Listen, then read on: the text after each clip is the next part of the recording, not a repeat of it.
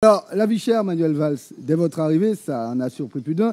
Vous avez été très offensif en disant un grand groupe joue un rôle d'étouffement. Alors, Manuel Valls, si on part du principe que vous avez raison, partons de ce principe, vous avez raison. C'est bien, c'est un principe qui m'intéresse. Voilà, un grand groupe joue un rôle d'étouffement. Pourquoi, Manuel Valls, l'État laisse-t-il faire depuis autant d'années? Pourquoi le Premier ministre Valls ne s'y était pas attaqué? Vous me renvoyez à mon passé, c'est-à-dire il y a une dizaine d'années. Ces problèmes existaient. Je ne peux pas dire le contraire. Mais en 2022, prenons un chiffre.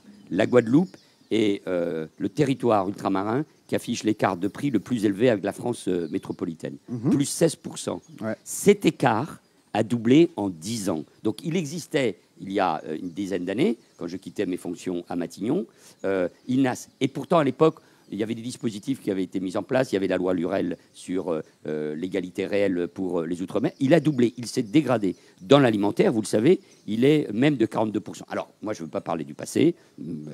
Chacun doit assumer. Non, mais chacun doit... Il nourrit aussi la confiance.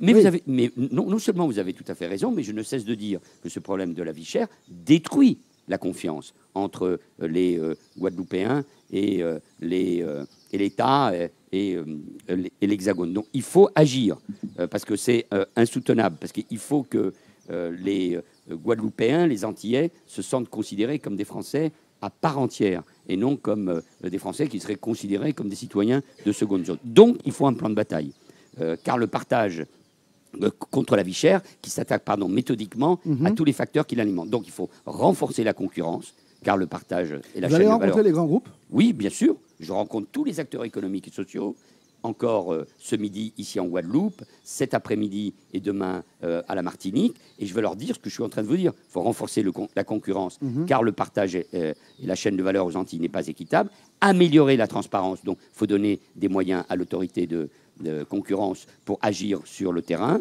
partager les exigences entre tous les acteurs, engager une réforme de l'octroi de mer pour les collectivités, s'attaquer aux frais d'approche après avoir baissé la TVA. Nous l'avons fait après le protocole Martinique. Ça s'applique aussi à la Guadeloupe. Renforcer la transparence sur les marges arrière pour les distributeurs.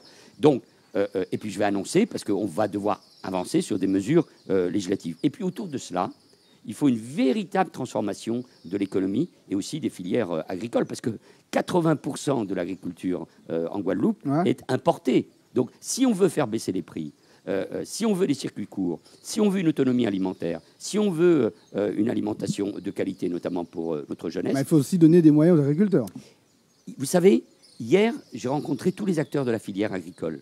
Eh bien, ils ne m'ont pas demandé des moyens. Ils n'ont pas demandé des moyens. Ils ont demandé de la souplesse, de l'innovation, des normes qui soient différentes, mieux adaptées, et notamment pour que les fonds européens soient plus efficaces ici. Donc, il n'y a pas seulement un problème d'argent. Il existe, mais ce qu'ils demandent surtout, c'est un cadre dans lequel on puisse mieux développer l'économie, l'agriculture, se donner des objectifs, je pense notamment à la question du tourisme. Moi, je crois dans la capacité de la Guadeloupe à relever ces défis, aux acteurs économiques, bien évidemment, aux acteurs de l'agriculture, de l'industrie, du tourisme. Donc, il faut avancer avec des vraies transformations. Et moi, j'accompagnerai les élus, et notamment la région, puisque c'est sa compétence, sur ces grands objectifs. Le doute raisonnable est indispensable. Sans doute, il n'y a pas de démocratie, il n'y a pas de philosophie, et on ne peut pas avancer.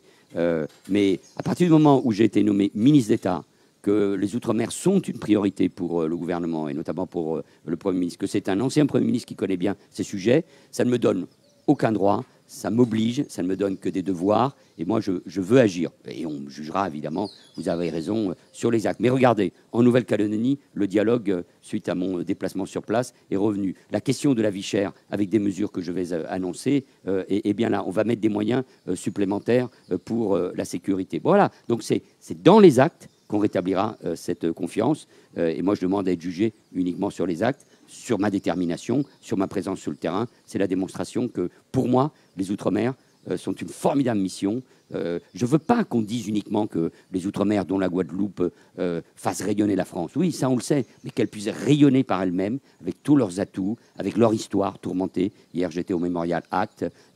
Je sais qu'ici, il y a encore les traces de ce qu'a été la colonisation, l'esclavage. Bien évidemment, il faut que la Guadeloupe rayonne dans cet espace de la Caraïbe. Il y a beaucoup à faire, et je veux avancer dans les semaines, dans les mois qui viennent, pour changer les choses.